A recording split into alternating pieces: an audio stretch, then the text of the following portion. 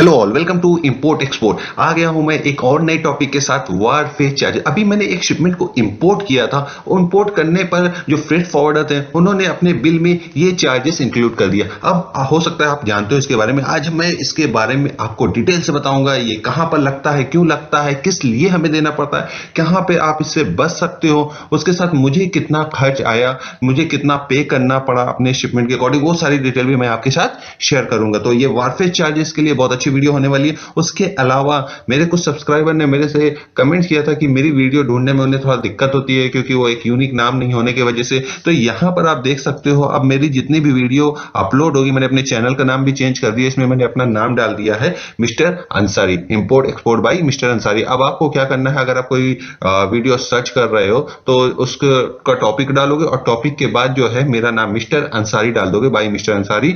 तो मेरी से जो रिलेटेड वीडियो होगी वो आपको शो कर देगी, तो आप इससे आसानी से ढूंढ सकोगे। तो चलते हैं अपनी पहली स्लाइड पर। तो सबसे पहले बेसिक वारफेज कॉस्ट है क्या? देखिए, मैं बताने से पहले आपको ये बताना चाहूंगा, बहुत से लोग को इसमें थोड़ा कंफ्यूजन होती है। कोई कहता है ये जो हम वहां पे शिपमेंट एक्सपोर्ट करते हैं तो वहां पे स्टोर होता है उसका कॉस्ट है, कोई कहता है लोडिंग का कॉस्ट है, कोई कहता है ये जो टर्मिनल हैंडलिंग कॉस्ट टीएससी, मैंने अभी लास्ट वीडियो पोस्ट की थी, टीएससी का कॉस्ट है। तो उससे लोगों को कंफ्यूजन होती है। तो मैं आपको जो एग्जैक्ट उसका सही डेफिनेशन है वो आपको समझाने की कोशिश करूंगा, पर वो भी गलत नहीं है जो लोग ये कहते हैं कि मैं उन्हें गलत नहीं कहूंगा।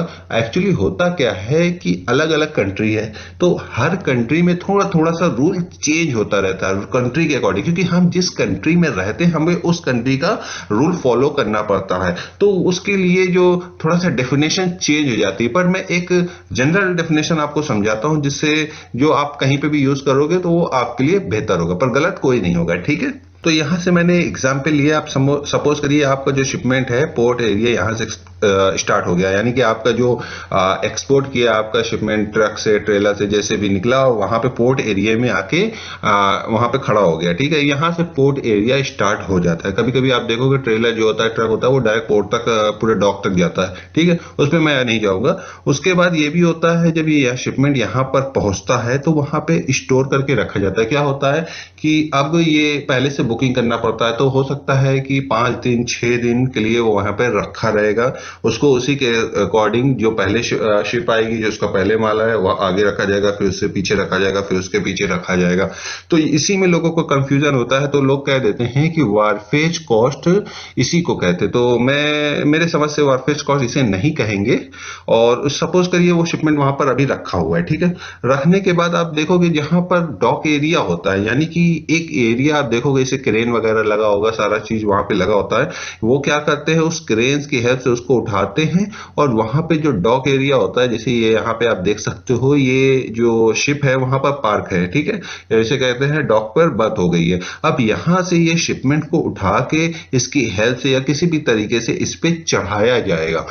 तो उस कंडीशन में देखा जाए, ये जो कंटेनर है यहां से पास हो रहा है, इस डॉकेट से होते हुए इस शिप पर चढ़ रहा है, इस पासेज को कह सकते हैं वारफेज कॉस्ट। वार्फ मतलब आप क्या होगा, वार्फ मतलब आप समझो कि जैसे कि घाट, इसका मीनिंग आप कह सकते हो घाट, घाट का कॉस्ट, घाट घाट का पानी होता है जैसे, वैसे घाट का कॉस्ट होता है। अब वारफेज खाली आप मैं अभी यहाँ पे सी शिपमेंट का एग्जांपल लिया है, आप देखोगे तो रेलवे में भी वार्फ कॉस्ट लगता है और भी जगह भी वारफेज कॉस्ट लगता है, पर घंटे के हिसाब से होता है, जितना डिले होता है उसके अकॉर्डिंग लगता है। पर सी शिपमेंट में अगर कहा जाए तो जो शिपमेंट है डॉक एरिया से और जो उस पे जा रहा है, तो पासेज का कॉस्ट हो रहा है। अब यहां पर आप ये कंफ्यूज ना हो जाए ना कि ये जो लोडिंग हो रहा है इसको कह रहे हैं, नहीं, लोडिंग को मैं नहीं कह रहा हूं, मैं फिर से आप करो, लोडिंग का कॉस्ट अलग होता है, अनलोडिंग का कॉस्ट अलग होता है। ये क्या है, पासेज का, इस से शिप तक के पास करने के कॉस्ट को कहेंगे वारफेज कॉस्ट का। इसीलिए मैंने यहां पर आपको और भी एग्जांपल लिया, आप देख सकते हो, जैसे कि वारफेज कॉस्ट में ये सारे नहीं आएंगे, जैसे शॉर्टिंग होती है, वेइंग होती है, सैंपलिंग होती है, मार्किंग होती है, इंस्पेक्टिंग होती है, लोडिंग अनलोडिंग होती है, ये सारी चीज वारफेज कॉस्ट में नहीं आती। सेम चीज होता है जब शिप जो है बाहर से आती है और अनलोड होता है, तो शिप से उतर के जो एरिया में रखा जाता है डॉक पे, उस कंडीशन में भी वारफेज कॉस्ट लगता है। कुछ कंट्री में नहीं भी लगता है पर ज्यादातर लगता है। कुछ कंडीशन में आपको वारफेज कॉस्ट बिल में नहीं देखने को मिलता। क्यों नहीं देखने को मिलता? क्योंकि होता क्या है कि जो बेसिक रेट फ्रेट रेट होता है उसमें ये इंक्लूड कर देते हैं। किसमें? बेसिक फ्रेट रेट में इंक्लूड कर देते हैं। अब जब और अगर मैं टर्मिनल हैंडलिंग चार्ज जिसे टीएससी कहते हैं, तो टीएससी का मतलब क्या है? जितना भी काम पोर्ट में हो रहा है उस सब कॉस्ट को कहते हैं टर्मिनल में हैंडल करने का कॉस्ट करते हैं। तो उसमें ये सारी चीज जो मैंने मेंशन की वो सारी चीज आपकी आ जाएगी, पर वारफेज कॉस्ट उसमें नहीं आएगा। लेकिन कुछ कंडीशन में आप फ्रेट फॉरवर्डर के देखोगे तो वो टीएससी में भी जोड़ देते हैं, बाकी तो फ्रेट कॉस्ट में बेसिक जो फ्रेट कॉस्ट होगा उसमें इसको जोड़ देंगे। तो होप आपको समझ में आया होगा। अगर कोई कंफ्यूजन है आप मेरे को कमेंट कर सकते हो, मैं कोशिश करूंगा उस पर जल्द से जल्द रिजॉल्व करने के लिए। चलते हैं आगे और इसके बारे में और जानने की कोशिश करते हैं। तो नेक्स्ट क्वेश्चन आता है कि कौन ये जो चार्ज करता है वारफेज कॉस्ट और कौन पे करता है, ये भी तो एक क्वेश्चन है ना, आपको पता होना चाहिए। तो देखिए इसमें भी डिपेंड करता है कंट्री। सबसे पहले मैं आपको हर बार बताऊंगा कि कंट्री के अकॉर्डिंग थोड़ा थोड़ा चेंज हो जाता है, इसीलिए डेफिनेशन भी चेंज हो जाती है। पर जो जनरली है वो स्टेट गवर्नमेंट हैंडल करती है, यानी कि जो पोर्ट को हैंडल करेगा वही ज्यादातर वारफेज कॉस्ट लेता है। अब आप देखोगे कुछ स्टेट गवर्नमेंट करता है, कुछ प्राइवेट होती है। स्टेट गवर्नमेंट क्या है, किसी को रेंट वगैरह पे दे देती है, लीज पे दे देती है, तो उसके अकॉर्डिंग होता है। अब तो या तो स्टेट गवर्नमेंट चार्ज करेगी या टर्मिनल ऑपरेटर। अब यहां पर आप कुछ जगह पर ऐसा भी होता है कि शिपमेंट पोर्ट से काफी दूर है, वहां पे डॉक एरिया है, वो दूसरे के अंडर में ये टर्मिनल ऑपरेटर को दिया, वो जो है दूसरे को दिया है, तो वो एरिया का जो डॉक ऑनर होगा जो उसको ऑपरेट कर रहा है वो भी ले सकता है, तो उसके अकॉर्डिंग चेंज हो जाएगा। और भरता कौन है? अब देखिए एक्सपोर्ट इंपोर्ट हो रहा है तो ये जो एक्सपोर्टर होगा वो भरेगा या इंपोर्टर होगा, वो डिसाइड करता है इनको टर्म्स के अकॉर्डिंग। जो भी इनको टर्म्स होगा तो उसके अकॉर्डिंग जो भी शिपमेंट को मूव करा रहा है वो उसको बियर करता है। इसके अलावा शिपिंग लाइन भी वारफेज कॉस्ट बढ़ती है। वो कैसे बढ़ती है? देखिए अब सपोज करिए शिप लगी, शिप में भी कुछ काम हो रहा है, रिपेयरिंग ओपेयरिंग का काम आप होता है, देखते हो डॉक लग जाती है, उस कंडीशन में भी शिपिंग लाइन से कॉस्ट लेती है, वारफेज कॉस्ट लेती है पोर्ट, क्योंकि उन्होंने क्या किया, जगह दी कि भाई काम हो रहा है, कुछ भी हो रहा है, अपनी एक जगह दी है ना, तो कोई चीज आज के टाइम में फ्री नहीं है, तो वो उसका भी कॉस्ट लेती है। तो ये इस तरीके से ये वर्क करता है। तो नेक्स्ट क्वेश्चन आता है कि इसको कैलकुलेट कैसे किया, कितना खर्च लगता है। तो देखिए जो पोर्ट होता है वो पोर्ट डिसाइड करता है, हर कंट्री का मैंने जैसे बताया अलग अलग होता है, तो वो पोर्ट डिसाइड कर देता है कि हमें एक कंटेनर आप देखोगे 20 फीट होता है, 40 फीट होता है, दो ही टाइप में जनरली हमें देखने को मिलता है। और भी अगर दूसरे तरीके का शिपमेंट है आप देखोगे जिसका डायमेंशन है या लिक्विड वगैरह है, बड़े बड़े शिपमेंट है, उसकी बात अलग है, उसमें कॉस्ट आगे पीछे होता है, दूसरी तरीके से कैलकुलेशन होती है। अभी जनरली जो कंटेनर का होता है तो कंटेनर पे फिक्स कर देती है कि हमें एक कंटेनर 50 यूएसडी चाहिए, 60 यूएसडी चाहिए, 70 यूएसडी चाहिए, depend upon the country. But होता क्या है, आप देखोगे ज्यादातर क्या है, फुल कंटेनर का वो चार्ज कर रही है पोर्ट। पोर्ट का किससे कर रही है?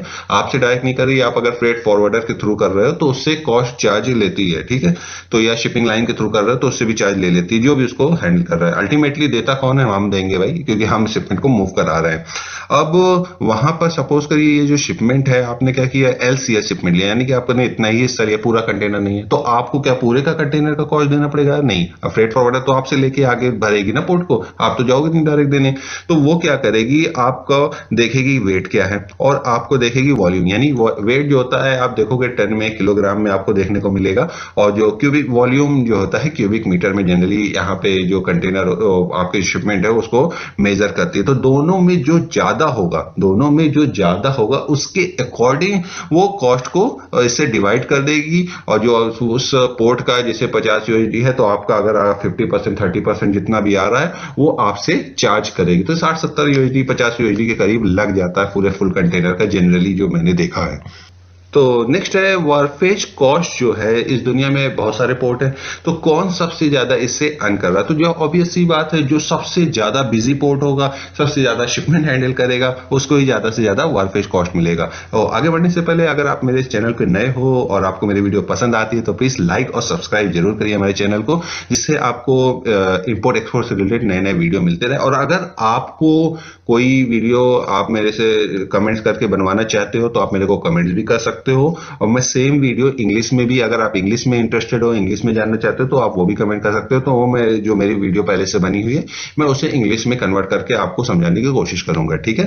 तो अब मैं कहूँ सबसे ज्यादा वारफेज कॉस्ट कहां से कमाती है, कौन से कंट्री कमाती है? तो चाइना की जो शंघाई पोर्ट है वर्ल्ड का सबसे बड़ा पोर्ट, बड़ा बड़ा पोर्ट नहीं कहेंगे, सबसे ज्यादा बिजी पोर्ट मैं कहूंगा, जो डेली 1.5 बिलियन 1.5 बिलियन यूएसडी की जो शिपमेंट है इतना हैंडल करती है। तो सोचिए इतना हैंडल करती है तो उसी हिसाब से वारफेज कॉस्ट लगता है। सेकंड नंबर पे वर्ल्ड में आती है सिंगापुर पोर्ट, ये भी करीब आधा बिलियन 0.5 बिलियन पर डे का शिपमेंट हैंडल करती है। तो ये दोनों बहुत बड़े, आप देख सकते हो बहुत ही बड़े पोर्ट हैं, बहुत ही बिजी पोर्ट है, बहुत सारे शिपमेंट को ये हैंडल करती है। सिंगापुर में इसलिए सबसे ज्यादा होता है कि जो एशिया की कंट्री होती है, जैसे इंडिया है, आसपास की है, पाकिस्तान वगैरह है, वो अपने शिपमेंट को यूरोप वगैरह से डायरेक्ट नहीं लाती। वो होता क्या है, सिंगापुर आता है, सिंगापुर से बाद में एशिया में आ जाता है, तो थोड़ा सा इससे इजी पड़ता है, वहां से कनेक्ट होते हुए आता है। इसलिए सबसे ज्यादा जो शिपमेंट क्या होता है, मूव होता है तो हर जगह से होते हुए तो आएगा ना,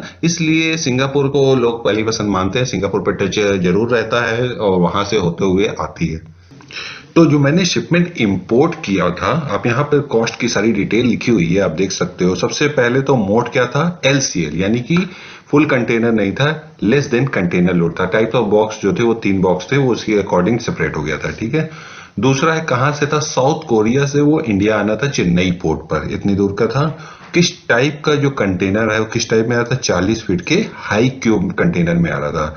साउथ कोरिया से यहाँ आने में ऑलमोस्ट 20 डेज का। अब यहाँ पे देखिए लोग कंफ्यूज हो जाते हैं कि 20 दिन में आ जाएगा। देखिए ये सिर्फ और सिर्फ ट्रांजिट टाइम, यानी कि वहां से डिस्पैच होने में भी 5-6 दिन लग जाता है, उसके बाद यहाँ से क्लियर होने में भी 5-6 दिन लग जाता है, वो इसमें इंक्लूड नहीं है। सिर्फ जो है ट्रेवल टाइम है, टर्न अराउंड टाइम, ओके। तो ऑलमोस्ट 20 डेज इसमें लग जाता है। और जो वेट था मेरे, जो टोटल बॉक्स को मिला के करीब 1450 किलोग्राम, केजीएस में बात करें। लेकिन अगर जो कि आपको पता होगा, जैसे मैंने अभी बताया कि वॉल्यूम और वेट जो ज्यादा रहेगा तो उसी के अकॉर्डिंग ये चार्ज करते हैं। तो उन्होंने करीब इसको चार्ज किया, जो शिपमेंट का वॉल्यूम सीबीएम निकाला 12.5 सीबीएम। इन सब का इन्होंने वारफेज कॉस्ट कितना लिया, $28। कितना, $28 हमसे चार्ज किया वारफेज कॉस्ट। तो जो हमने पे किया और पे करने के बाद शिपमेंट को क्लियर कराया। तो होप आपको वीडियो पसंद आई हो, पसंद आई तो प्लीज लाइक और सब्सक्राइब कीजिए। Thanks for the watching.